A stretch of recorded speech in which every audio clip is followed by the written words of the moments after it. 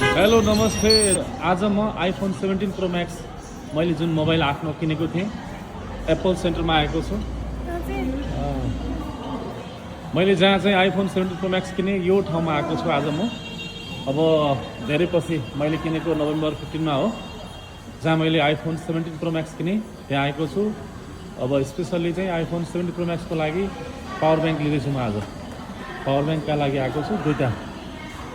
这个多少钱呢？299。फाइनल्ली चाहिँ मैले यो पावर ब्याङ्क किने आइफोनका लागि, एकदमै एक्सपेन्सिभ पनि। 250 RMB 250 RMB मा चाहिँ मैले यो आइफोन 17 प्रो म्याक्सका लागि पावर ब्याङ्क किने। किन भन्दा कहिलेकाहीँ लङ ट्राभलमा जानुपर्ने हुन्छ, एक्सपो एटेन्ड गर्नुपर्ने हुन्छ अथवा कन्फरेन्स एटेन्ड गर्नुपर्ने हुन्छ।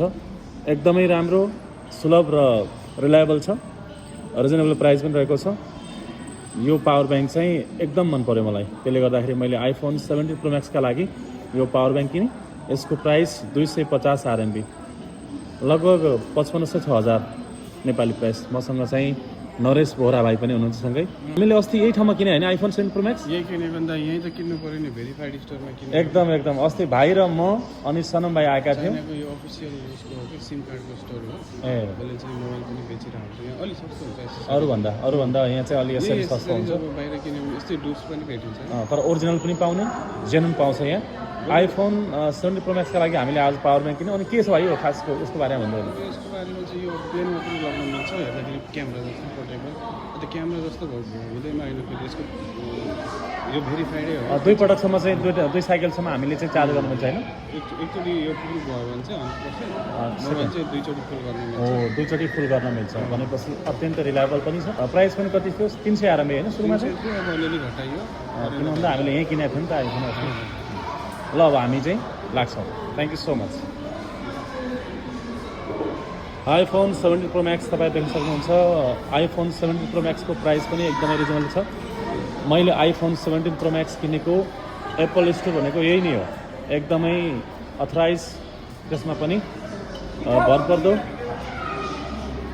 राम्रो छ। मैले 2025 नोभेम्बर 15 मा चाहिँ आइफोन 17 प्रो म्याक्स किनेको हो, यही एप्पल स्टोरमा आज आएँ र यहाँ मैले आज आइफोन 17 प्रो म्याक्सका लागि यो पावर ब्याङ्क लगेँ। 300 RMB समथिङ प्राइस थियो, अलिकति डिस्काउन्ट गरेर 250 RMB मा मैले चाहिँ यो डिस्काउन्ट 50 RMB सहित 250 RMB मा 300 RMB सुरुमा यसको प्राइस भन्दै हुनुहुन्थ्यो। मैले 250 RMB मा चाहिँ आज यो पर्चेस गरेँ। आजको भिडियो कस्तो लाग्यो कमेन्ट गर्नुहोला र आजसम्म पनि हाम्रो च्यानललाई सब्सक्राइब गर्नुभएको छैन भने सब्सक्राइब अवश्य गर्नुहोला। Thank you so much.